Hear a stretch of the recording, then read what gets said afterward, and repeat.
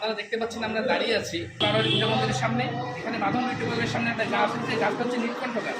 এই গাছের পাতা দেখেন সবুজ, বিভিন্ন লতা পাতা আছে। এই গাছের খোলায় হলুদ। আপনারা জানেন আমরা আলু দিয়ে আর এই গাছের ফুল যখন রান্না করবো তরকারি খুবই সুস্বাদু হবে।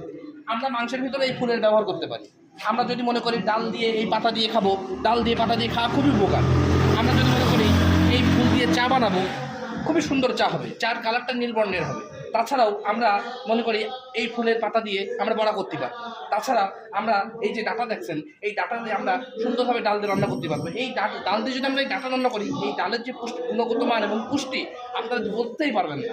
এটা শরীরের জন্যই, মনের জন্যই, ব্রেনের জন্যই, হার্টের জন্য, লিভার, কিডনি এবং জন্ডিসের জন্য অনেক উন্নতি। এর মধ্যে এতটুকুই।